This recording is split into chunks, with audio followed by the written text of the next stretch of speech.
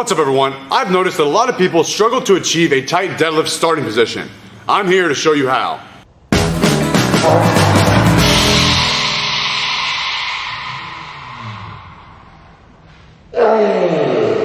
When setting up for the deadlift, it's difficult to find the perfect starting position because there is no feedback letting us know if we're on the right track. Many people will get into position and hope for the best, only to realize that they're out of position and that they don't have overall body tightness until the bar is already off the floor and there's no going back. Whoa, that's not right. This is usually not the case for the squat and the bench press because we have the eccentric part of the movement to give us feedback on bar path, balance, overall tightness, and a feel for the weight before we actually need to move it on the concentric part. The eccentric part of the movement allows us to load that spring before driving the weight back up. But I want to teach you how to leverage the weight in a way that will force overall body tightness and it will ensure you are in the correct starting position. Doing this will prevent injury, reduce lower back pain, improve speed off the floor, and it will even make your lockout easier. Where you start has a big impact on where you finish. Many people will just sit down in a position, pump themselves up with some motivational talk. You got this. Count to 3. 1, 2, 3. And pull with zero consideration for achieving a tight setup. Or they'll think they're getting into a tight position, but their execution is piss poor.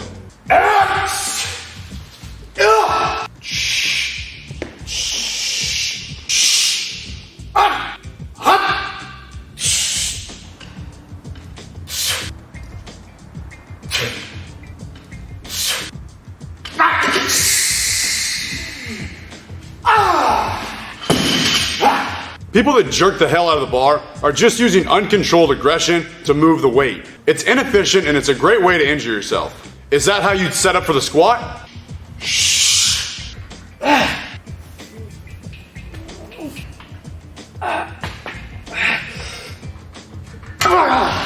Stay connected to the barbell. You're not trying to pick the barbell up. You and the barbell are one.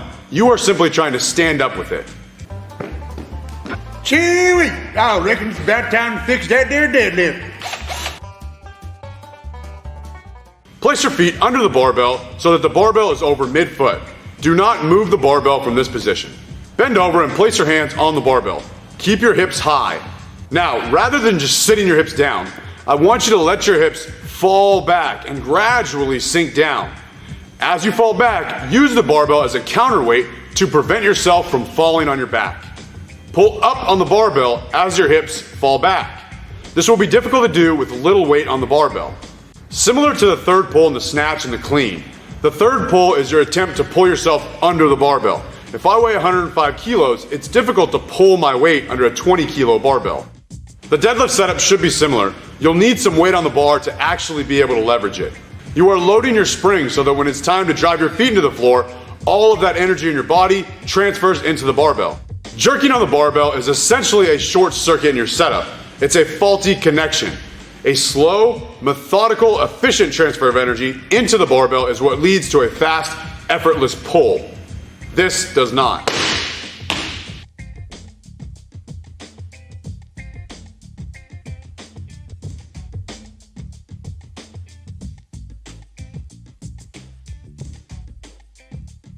Let your hips fall back while pulling up on the barbell.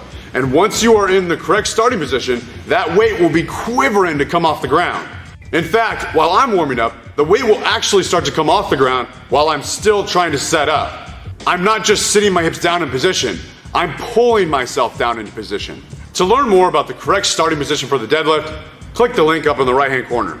Another challenge of the deadlift is the fact that you get a moment of relief and complete rest every time you set the barbell down. This gives you a chance to breathe and think about how hard this workout is and how tired you are. How many reps do I have left? You have a chance to stall while the weight is resting on the ground. As you become more fatigued, you fail to get as tight as possible before each rep because it's hard and it takes a lot of energy. Don't be this lifter. Maintain discipline, strive to get as much tension as you can before each and every rep. Do 25% of the work setting up into position so that you only have to do 75% on the rest of the pull. Big breath, brace, pull up on the barbell as you let your hips fall back into position. Set your back and lats. Drive your feet into the ground while continuing to pull the barbell up. That's it, guys. I hope that helps. I really appreciate you watching. A thumbs up and a share means a lot to me.